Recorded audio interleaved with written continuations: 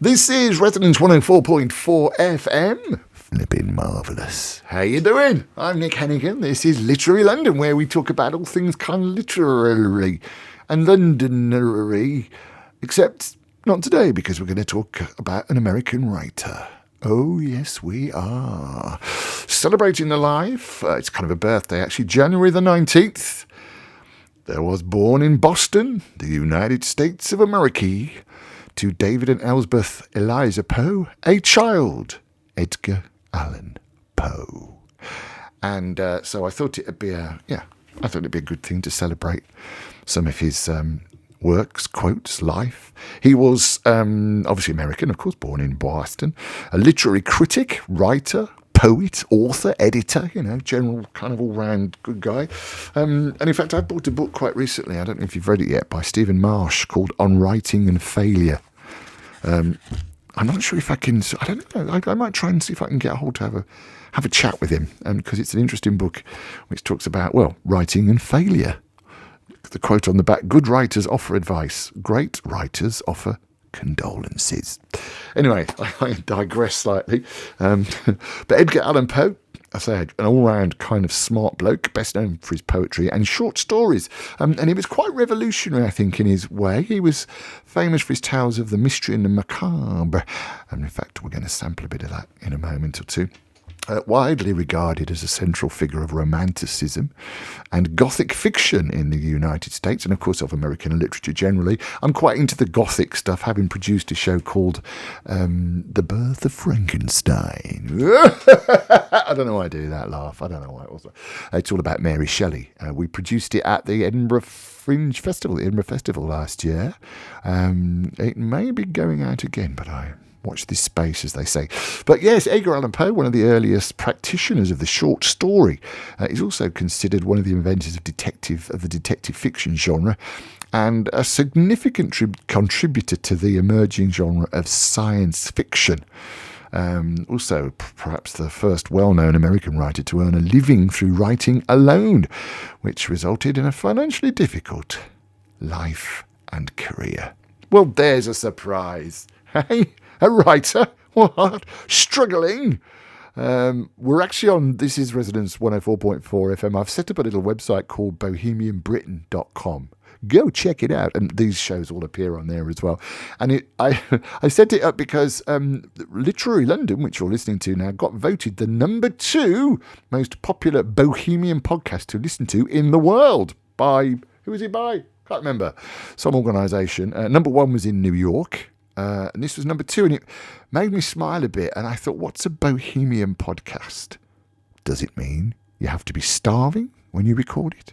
Does it mean you can only record in a little garret?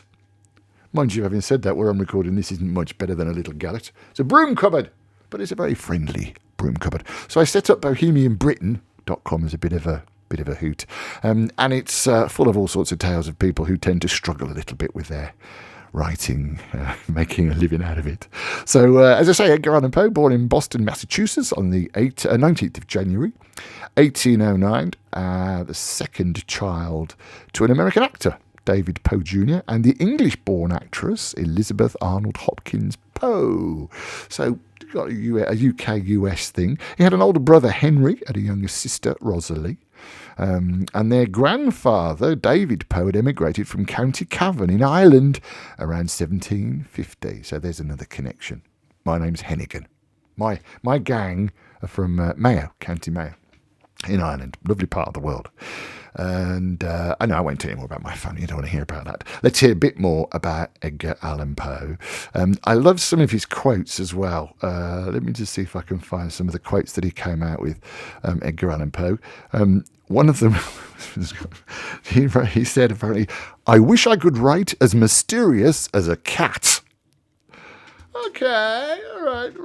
All right, okay, that's fine. I quite like this one. "Those who dream by day are cognizant of many things which escape those who dream only by night."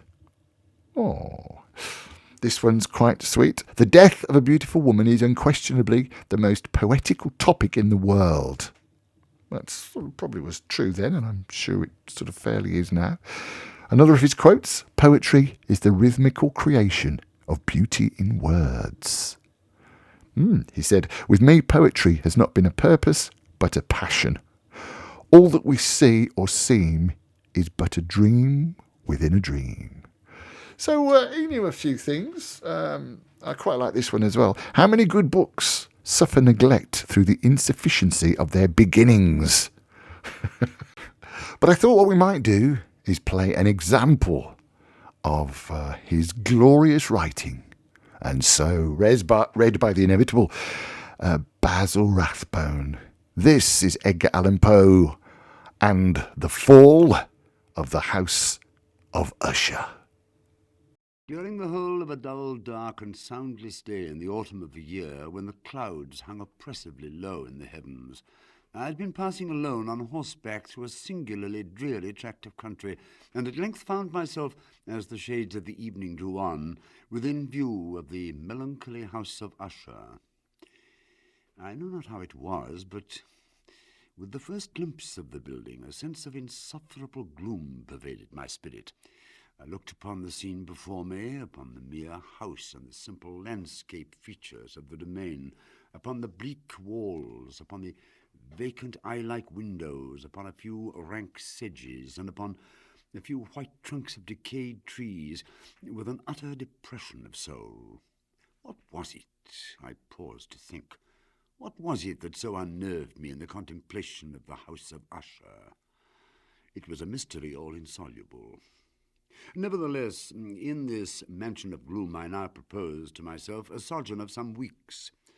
Its proprietor, Roderick Usher, had been one of my boon companions in boyhood, but many years had elapsed since our last meeting.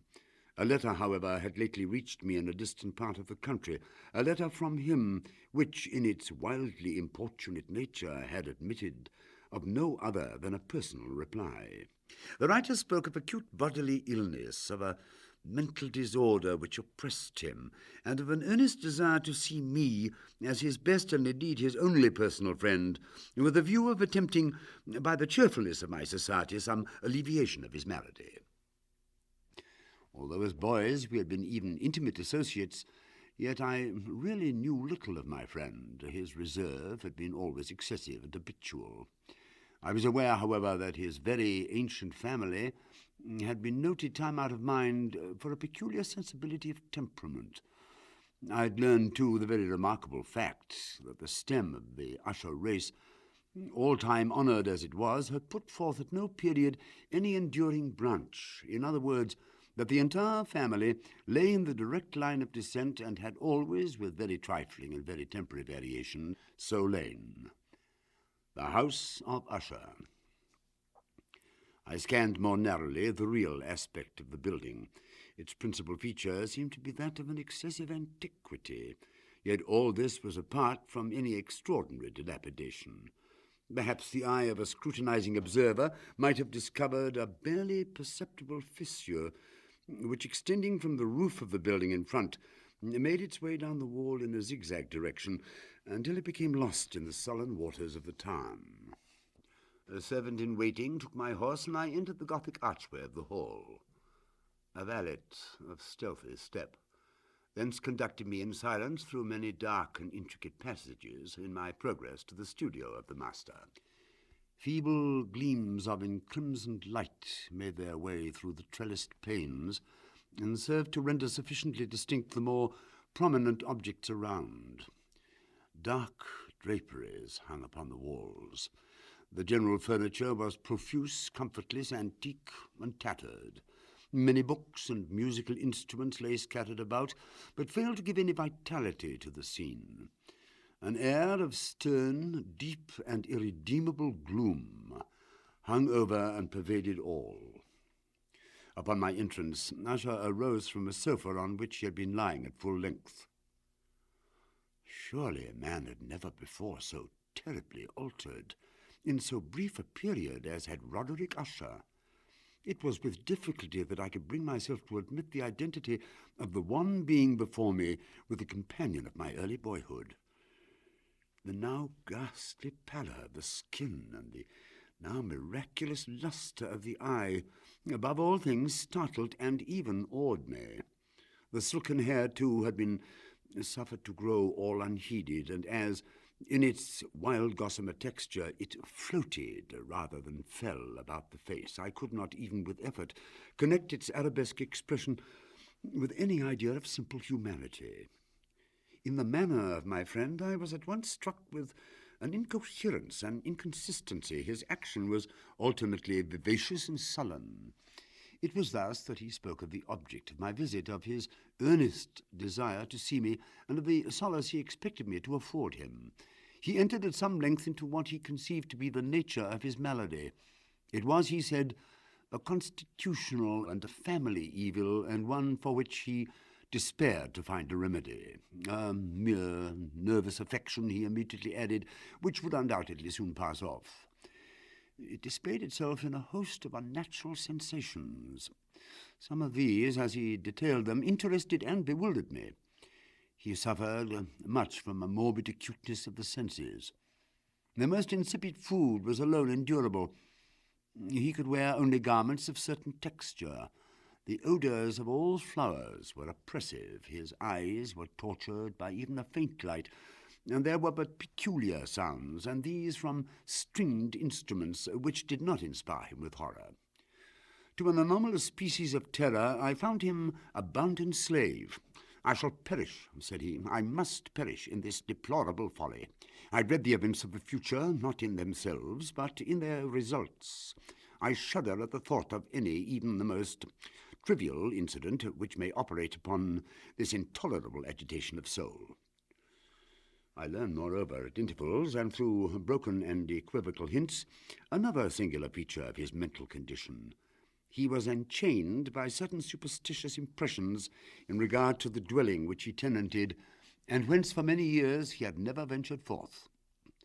He admitted, however, although with hesitation, that much of the peculiar gloom which thus afflicted him could be traced to a more natural, a far more palpable origin, to the severe and long-continued illness, indeed to the evidently approaching dissolution, of a tenderly beloved sister, his sole companion for long years, his last and only relative on earth. Her decease, he said, with a bitterness which I can never forget, would leave him the hopeless and the frail, the last of the ancient race of the Ushers. While he spoke, the Lady Madeline, for so was she called, passed through a remote portion of the apartment, and without having noticed my presence, disappeared. I regarded her with an utter astonishment, not unmingled with dread, and yet I found it impossible to account for such feelings.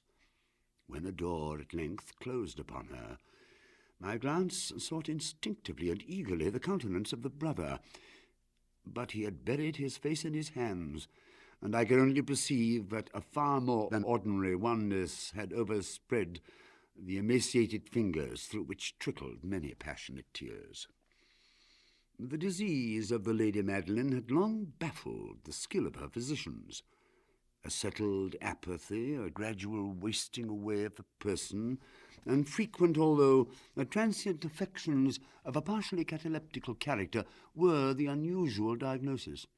Hitherto she had steadily borne up against the pressure of her malady, and had not betaken herself finally to bed, but on the closing in of the evening of my arrival at the house, she did so, as her brother told me at night with inexpressible agitation.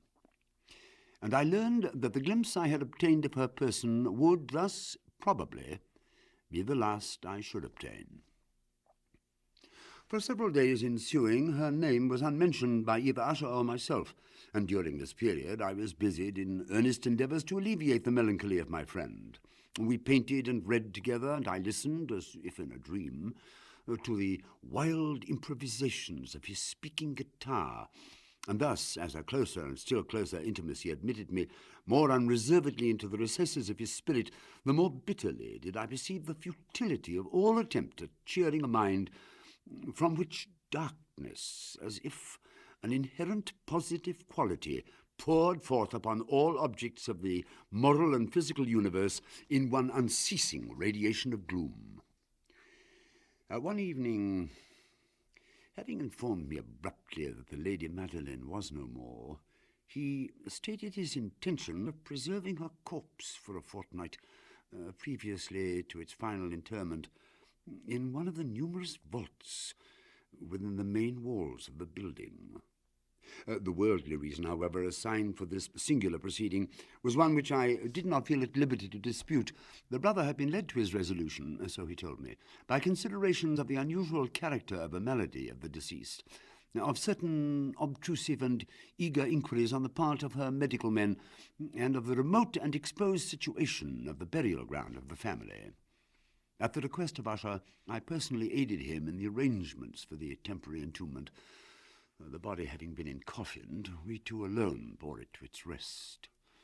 The vault in which we placed it, and which had been so long unopened that our torches, half smothered in its oppressive atmosphere, were small and damp, lying at great depth immediately beneath that portion of the building in which was my own sleeping apartment.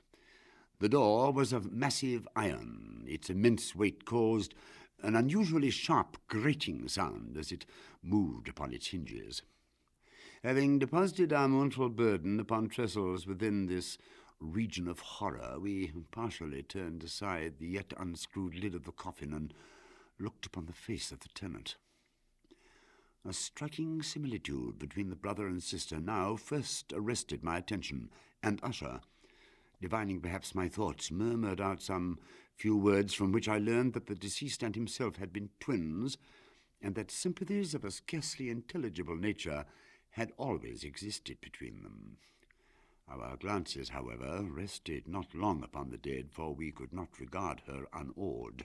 The disease which had thus entombed the lady in the maturity of youth had left, as usual in all maladies of a strictly cataleptical character, the mockery of a faint blush upon the bosom and the face, and that suspiciously lingering smile upon the lip which is so terrible in death. We replaced and screwed down the lid, and having secured the door of iron, made our way with toil into the scarcely less gloomy apartments of the upper portion of the house. And now, some days of bitter grief having elapsed, an observable change came over the features of the mental disorder of my friend. He roamed from chamber to chamber with hurried, unequal, and objectless step. The pallor of his countenance had assumed, if possible, a more ghastly hue, but the luminousness of his eye had utterly gone out. A tremulous quaver, as if of extreme terror, habitually characterized his utterance. At times again I beheld him gazing upon vacancy for long hours, in an attitude of the profoundest attention, as if listening to some imaginary sound.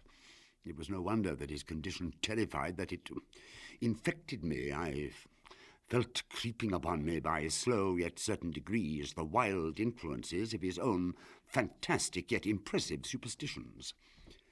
It was especially upon retiring to bed late in the night of the 7th or 8th day after the placing of the Lady Madeline within the dungeon that I experienced the full power of such feelings. Sleep came not near my couch. While the hours waned and waned away, I struggled to reason off the nervousness which had dominion over me. I endeavoured to believe that much, if not all, of what I felt was due to the bewildering influence of the dark and tattered draperies which, tortured into motion by the breath of a rising tempest, swayed fitfully to and fro upon the walls. But my efforts were fruitless. An irrepressible tremor gradually pervaded my frame, and at length there sat upon my very heart an incubus of utterly causeless alarm. I uplifted myself upon the pillows, and peering earnestly within the intense darkness of the chamber, hearkened, I know not why, except that an instinctive spirit prompted me to certain low and indefinite sounds which came through the pauses of the storm at long intervals, I knew not whence. Overpowered by an intense sentiment of horror, unaccountable yet unendurable, I threw on my clothes with haste, for I felt that I should sleep no more during the night, and endeavoured to arouse myself from the pitiable condition into which I had fallen by pacing rapidly to and fro through the apartment.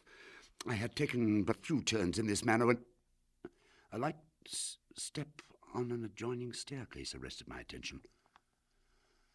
I presently recognized it as that of Usher. In an instant afterward, he rapped with a gentle touch at my door and entered, bearing a lamp. There was a species of mad hilarity in his eyes, and evidently restrained hysteria in his whole demeanour.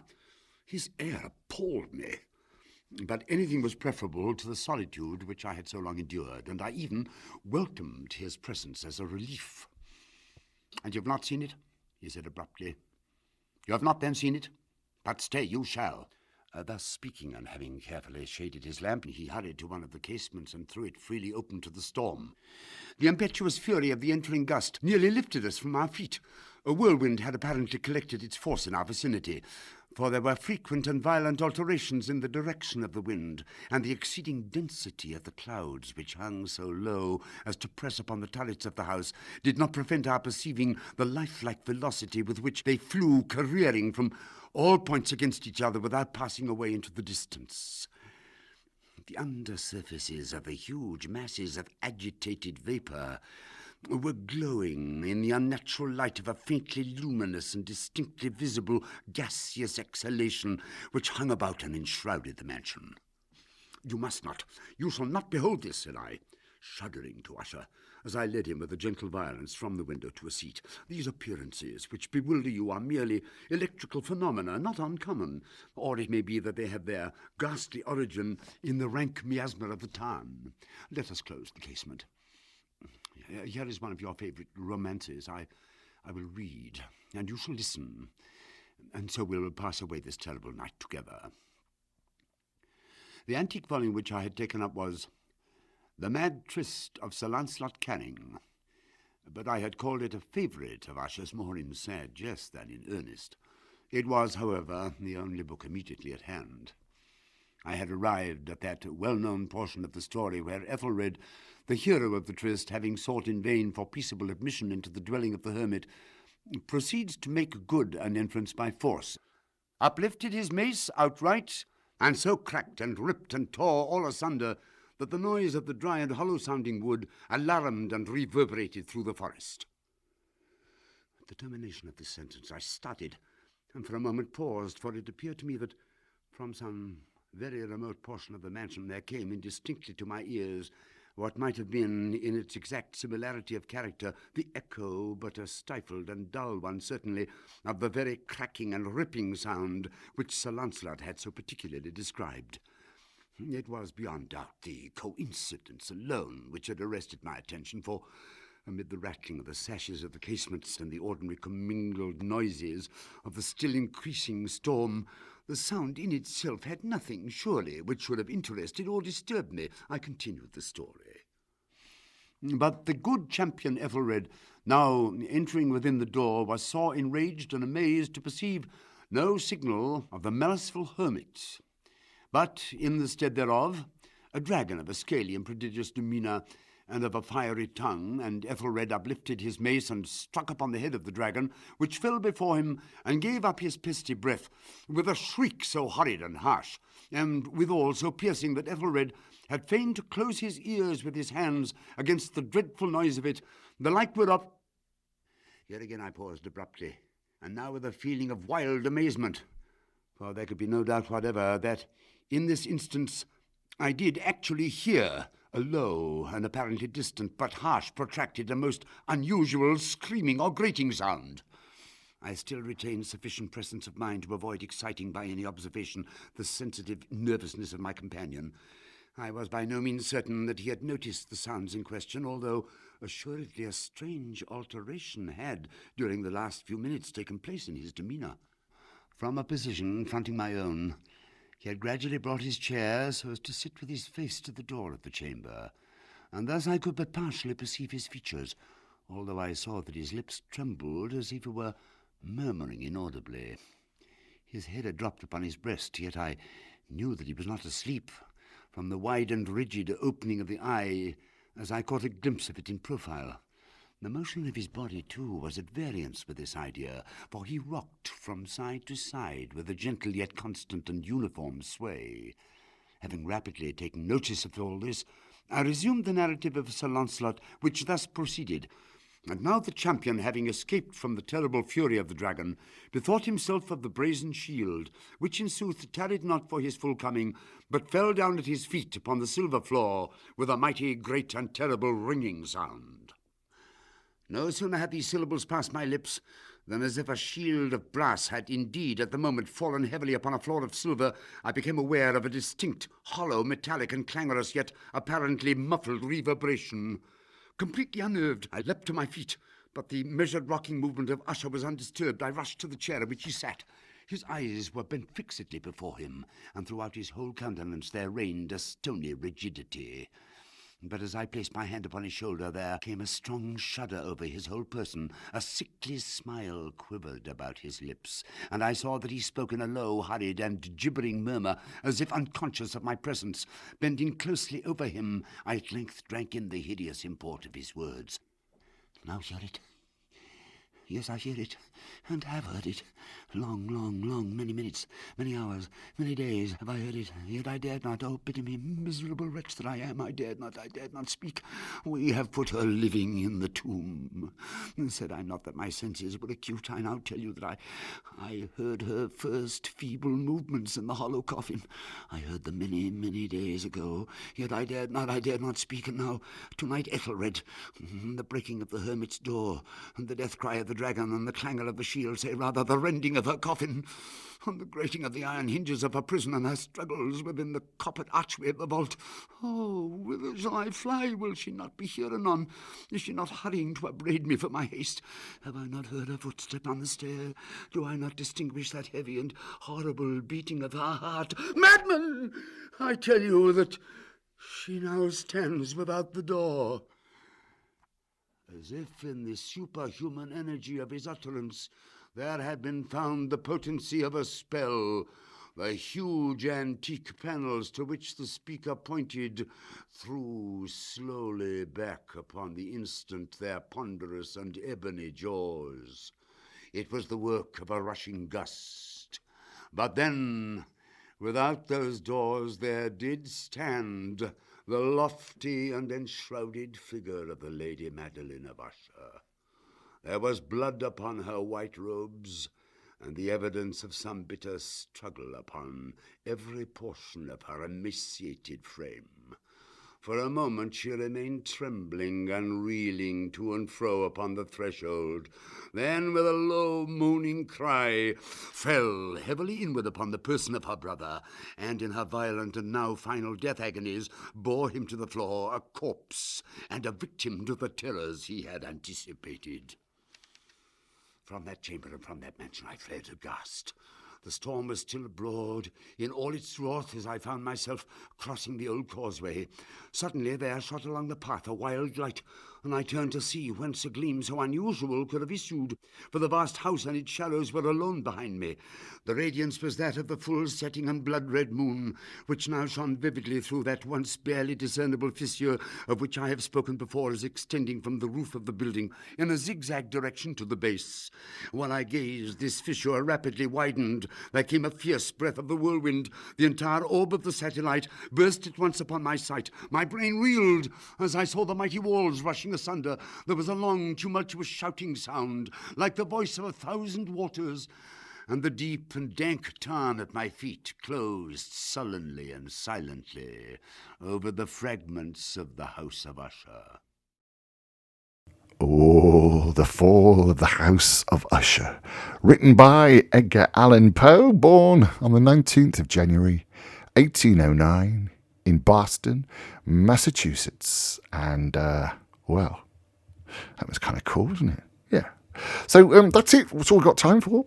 He passed away, by the way, 7th of October, 1849, just so that you get the whole story. But thank you very much for your company. I'm on bohemianbritain.com if you want to have a look at that. Oh, yes.